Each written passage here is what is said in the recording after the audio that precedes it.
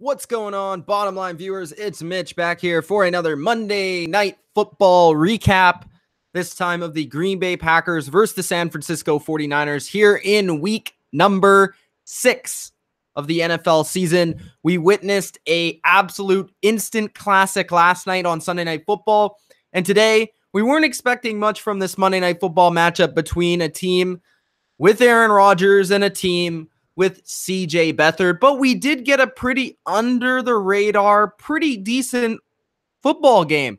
It went right down to the wire. Aaron Rodgers had to make some magic happen at the end, of course, and the Packers squeak out the victory in here in week number 6. And the 49ers, there's some positives to take away from this. Of course, they did drop the L, but the Green Bay Packers on the other side, they did get the win, but there's also negatives to take away. So on both sides, a team that was favored by 9.5 points, the Green Bay Packers barely squeak out this victory. And the 49ers, a team that was given 9.5 points by Vegas, almost pulled off the upset. So there's a lot of things to talk about here in terms of what does this say about the Packers going forward? What does this say about the 49ers and what they're building towards? Obviously, they're not going to be a very good football team this year, but what does this say about the 49ers? And then also, just the players individually. The Packers do have some injuries, stuff like that. Aaron Rodgers is still working through some things, it seems like. So we're going to discuss that and more. Hit me up on the comments section, the live comments. What did you guys think of this game? What did you think of the Packers' performance? Aaron Rodgers, CJ Beathard, all the guys in this game. Also, what do you think of the Packers going forward? Do you think that this team is a team that can get into the playoffs, or do you think that they are a little bit overrated so far this season? I think we did learn a little bit more about the Packers, and personally, my take on the Packers right now is that the Packers aren't a very good football team. They just squeaked out a victory versus a pretty bad 49ers team on both sides of the football. They don't have a ton of skill on the offensive side of the ball. They're missing their starting quarterback, their starting running back. Their new starting running back, Matt Breida, was a game-time decision and banged up playing in this football game. And they really haven't had any rhythm on the offensive side of the football for most of this season, given that CJ Beathard has been the quarterback. And then on the defensive side of the ball, they've been one of the worst defenses. Despite all that, in a place in Lambeau Field where usually Aaron Rodgers and the Packers take care of business and blow bad teams out, they were able to get a lead in this game, hold on to the lead for quite a while, and then basically give it away near the end for the Packers to take it. And Aaron Rodgers made some plays like he always does, and they ended up getting the victory. So on one side of it, I do think that right now the Packers, yes, I think they'll get better as a team as the season moves on. I'm not saying that the Packers are absolutely done. I'm not saying that the Packers, of course they won this game, so that's a positive. But I'm just saying I think the Packers are a team that I would put probably 6, 7, 8 teams in the NFC, maybe more, ahead of this Packers team. Their defense is quite weak. It seemed like whatever Kyle Shanahan drew up, whatever he wanted to do against Pettin's defense, it really worked for a majority of the day. CJ Beathard was hitting throws. Marquise Goodwin was getting open deep. They really had a strong run game for a majority of the game. And on the offensive side of the ball, the receivers struggled to separate versus a bad secondary. They couldn't run the football, and their offensive line struggled to pick up some blitzes. So really, while the Packers did win this game, and that's what we'll show on their schedule, there are a lot of concerns to take away from the Green Bay Packers in this game. Ultra's in the chat. He said, never clicked on a vid so fast. Predator says CJ Beathard does not look that bad. I would agree with that. We'll talk about CJ Beathard here in a bit. Aaron Rodgers is a bad man. This guy is insane. Ultra says, Crosby, he rebounded. 400 plus yards, 2 touchdowns, best QB in the league. Got to give credit to the Niners, who they played a nice game like Goodwin. Sebastian says Packers got lucky. Predator says Packers are the worst team in the NFC North. That's a hot take. Bodo says my take from Sunday night and Monday night is you cannot give Brady or Rodgers 2:30 left in a tie game. I would say you can't give either of those guys a minute left in a tie game, maybe even 30 seconds left in a tie game. So looking at the statistics, pull up my phone real quick. 33-30, Green Bay Packers, of course, the final score. For the winning team, Aaron Rodgers, 25 for 46, 425, 2 touchdowns, was sacked 3 times. Now, Rodgers himself, this was an interesting game to grade because I really feel like Rodgers was doing a lot to get a little in this game. Like, he was having to move around in the pocket, buy extra time for his receivers to get open.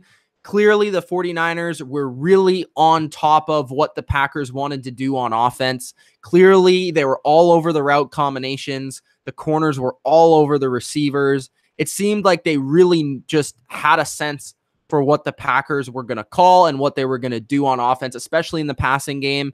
There was not a lot of creativity from the Packers offense in this game. And really, Mike McCarthy and the offensive football that they've been producing over the past few years, despite Aaron Rodgers doing it a lot himself, has been probably one of the most disappointing things in the NFL, that the Packers can't find more creative things, more creative schemes to couple with Aaron Rodgers' skills. Now, on the other hand, I do think that this team needs to perform better against a bad defense. Those receivers need to get separation. I don't care if they were coached up during the week and they have a good game plan versus your offense. Devontae Adams should be able to get more open than he was. You know, Jimmy Graham should be able to get open more than he was. Aaron Rodgers should be able to make the throws more than he was in points in this game in the first half. So to me, it's just like, yeah, Aaron Rodgers played amazing. He also missed a couple throws. And then the receivers, they made a couple nice catches. Like Vondez Scantling made a couple nice ones at the end of the game. He caught 3 for 103. Jimmy Graham 5 for 104. A lot of big plays, a lot of scramble drill plays, not a lot of designed offense. It was just typical Packers football. And to me, that's frustrating to watch against a bad team. The Packers should be able to move with pace and precision against bad football teams. It shouldn't have to take a scramble drill where Rodgers is running for 5 seconds against the 49ers. And like, it shouldn't take this much to beat the San Francisco 49ers. You should be able to go to a quick pass. You should be able to go on third down, go to your money play, and be able to execute against a bad football team. It just doesn't seem like the Packers are able to do that against any team in the NFL on offense. Their offensive scheme is off, and Rodgers clearly is having to do more than he should.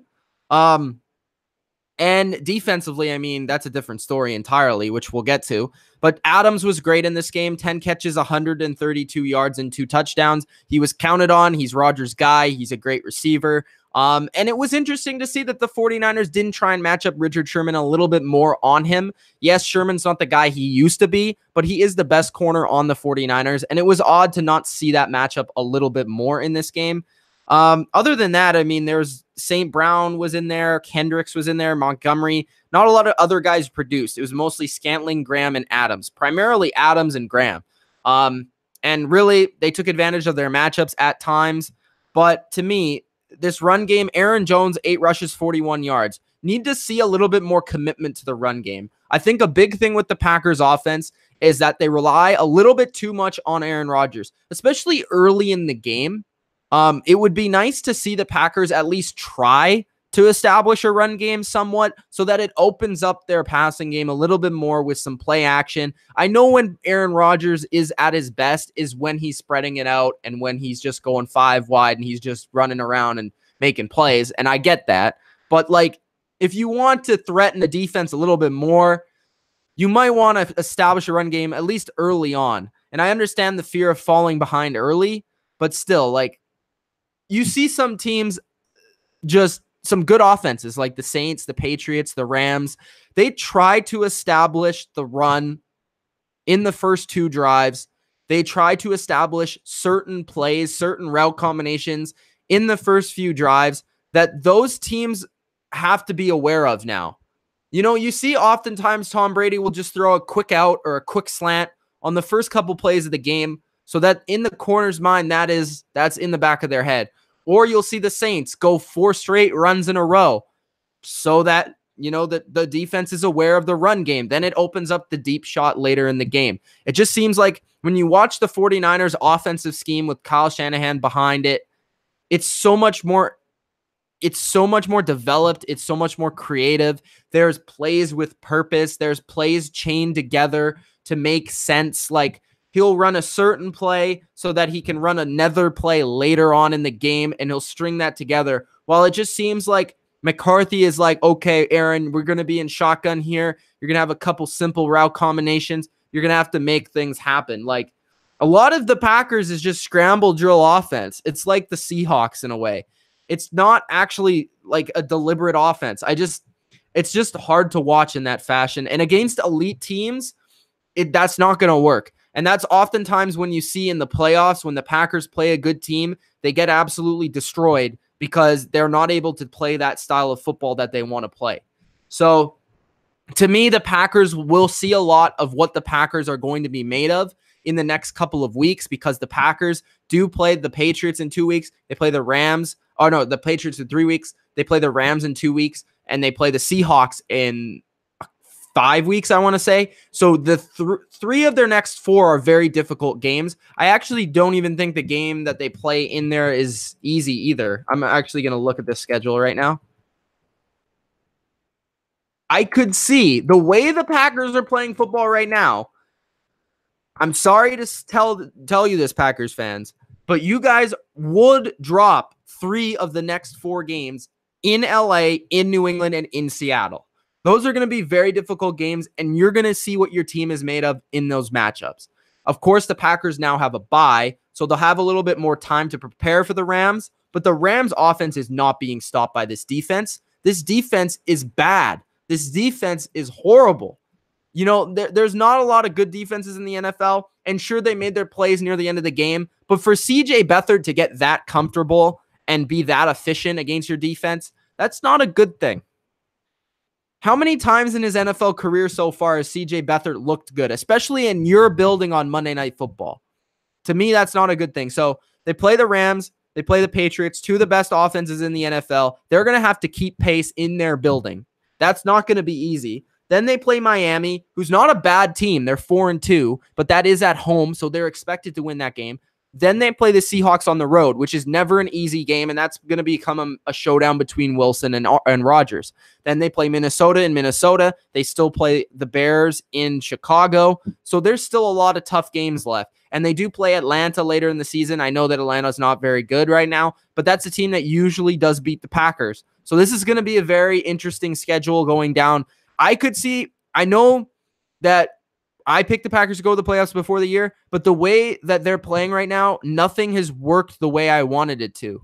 I just feel like the Packers are not a great team. I feel like they're an 8-8, 9-7 team right now. I don't think they're a playoff team at this point. So I want to see a little bit more from them. I still feel like I don't know their true identity besides Aaron Rodgers at the end of the football game. So, I mean, I just think I just don't see this team being that great right now. I need to see more. From San Francisco's point of view, I think you can take a lot of positives away from this game. Yes, you did blow it at the end. I just think a lot of that is pure talent. I mean, defensively, they just don't have the pure talent to stop Aaron Rodgers 4 or 5 times in a row when the offense couldn't finish the game off. They just don't have the talent for that. And then once Rodgers gets going, it's hard to stop him, no matter who your defense is, especially in today's NFL. So looking at them, CJ Beathard, 16 for 23, 245, 2 touchdowns, 1 interception. Played a pretty good game. One of his better games of his NFL career. He does definitely have heart. I think he definitely showed that he has balls to throw the ball deep. He made some plays, and I think they had a great scheme going into this game. Their run game was excellent. They should have ran the ball better at the end of the game. Breida, 14 for 61 and a touchdown, and Mostert, I believe is how you pronounce his name. He's the third string back, now asked to be the backup. A guy that they didn't even know if he was going to make the team. So he's in there now. 12 carries, 87 yards. Now, I haven't seen a lot from this kid. I think he brings a lot more than Alfred Morris to the offense. He has burst, he has speed, and every time he touches the football, it's, he's dangerous. Like Alfred Morris, it just seems like, okay, you're handing the ball out of necessity. He's going to get a 2-yard plunge up the, on the play. Like for Aaron Jones, Aaron Jones is another guy for the Packers. Like, that's why I'm frustrated with the Packers. He has burst. He has legitimate speed. And if he can break a run, that would be huge for the Packers offense. And it's not like he hasn't been efficient for Aaron Jones. Again, in this game, he was 5.1 yards a carry. That's been him for the last 3 games, and you've failed to run it with him more than 10 times, it seems like. For the 49ers, 7.3 yards a carry, and then 4.4 for Breida. And Beathard had a couple of runs of his own. Goodwin played a great game. He had 4 catches, 126 yards, 2 touchdowns. Great deep threat. Hope to see him get more involved in this offense. It was nice to see him out there. Garcon, 4 catches, 37 yards. I think they need to use their running backs a little bit more in the passing game. They typically do. It was interesting that they didn't in this game. Kyle Juszczyk, of course, is a big part of that. But Breida needs to get more involved in the passing game. He is a good option from there. Kittle showed promise during this game, but like they don't have a ton of stars. None of their offensive players on their team right now are stars. Jimmy Garoppolo would make this team a lot better. McKinnon would make this team a lot better. Now, those guys I wouldn't say are quite stars, but they're very solid players that, given the talent around them, would make this team good. The offensive line, I thought, played pretty solid overall. They faced some heavy pressure. I think Beathard just failed to make some plays at the end of the game because he's CJ Beathard. Like, there's only so much that their scheme, Kyle Shanahan, and what he can draw up, what they can do from that point of view. You know, the quarterback just needs to make plays at the end of the game, and they just really couldn't execute. Nobody really could execute on the 49ers at the end of the game. Overall, that's pretty much my thoughts on 49ers Green Bay. I'm not quite sold on Green Bay as a team. They have a disappointing performance here despite getting the victory. Usually the Packers, like I said at the beginning, they bury teams that are bad at Lambeau Field. Now they're going to have to face the toughest part of their schedule. We'll see what they're made of. As for the 49ers, yeah, they dropped this game. Yeah, it was in disappointing fashion, but no one ever thought they were going to be in this game, period. So that being said, I think that they played a good game. Their defense still needs a lot of work. I think they need to add a couple pieces. I think promising is that their defensive line played pretty well in this game. They need some guys on the back end, and their offense just needs a little bit more talent and time. But overall, this was a pretty good, entertaining game.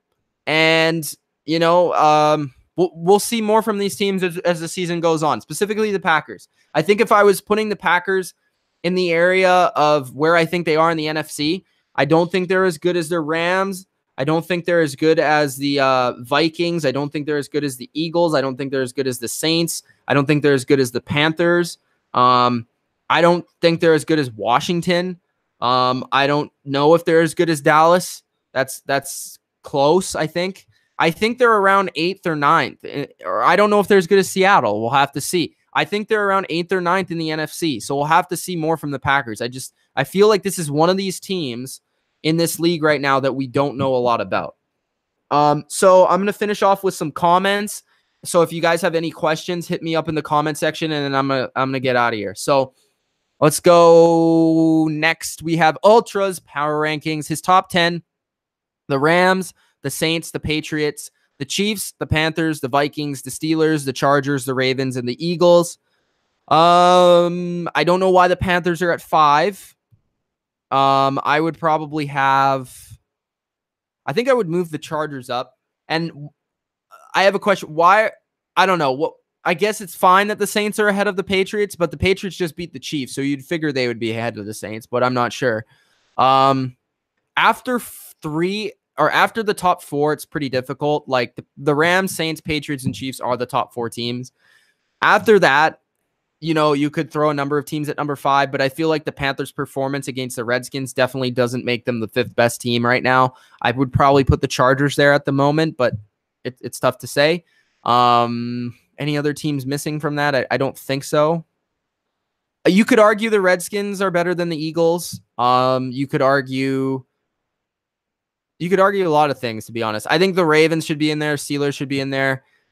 Bengals should maybe still be in there. But yeah, solid top 10. Niners team plays hard. Yeah, that's another thing. Just throwing that out there. They definitely play hard. They definitely not backing down, and they're playing well. This isn't the Raiders. We're not seeing the Raiders go out there. We're not seeing the Giants go out there. So at least the 49ers are remaining competitive.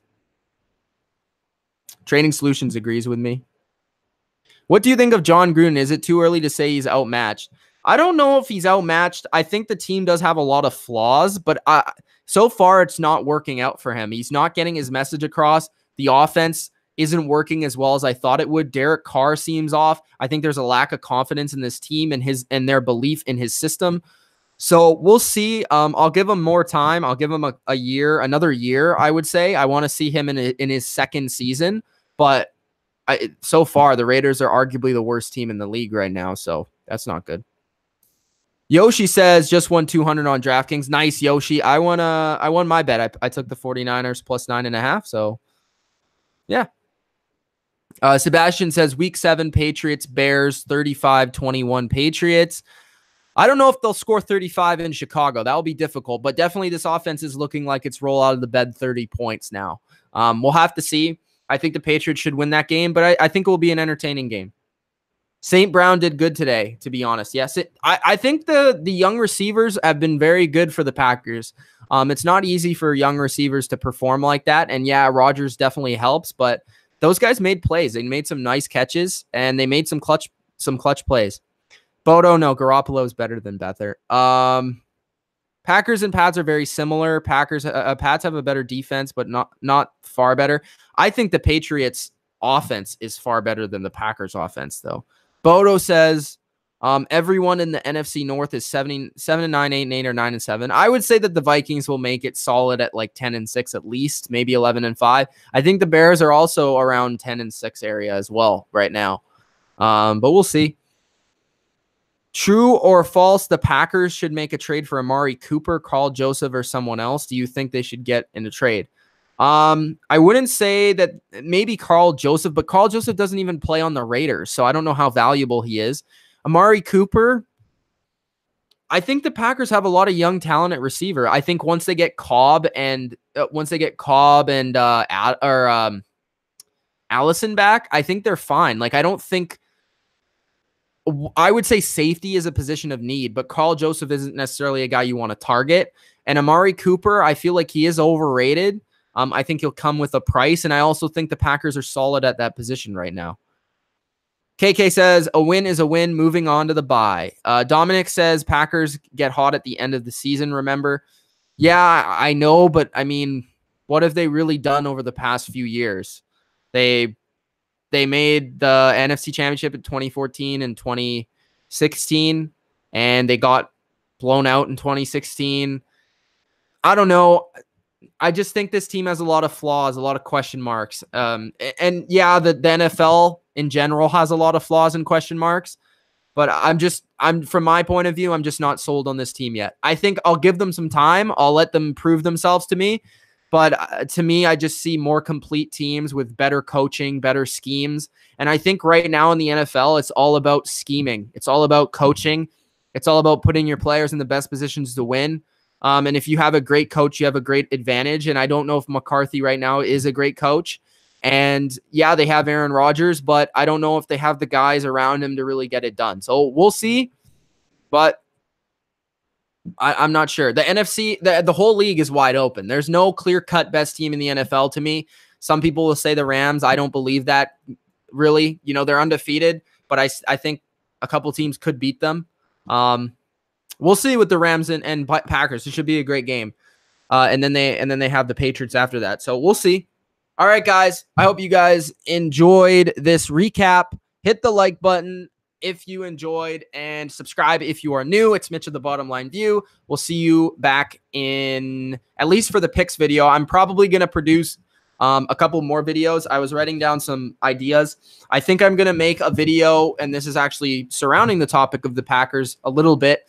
And what we talked about today is the top 10 teams I believe can win the Super Bowl this year. So I'm probably going to make that video this week at some time and some point, and also that fantasy video I promised. So I hope you guys enjoyed. If you did, again, hit the like button and subscribe. It's Mitch of the Bottom Line View. Peace out.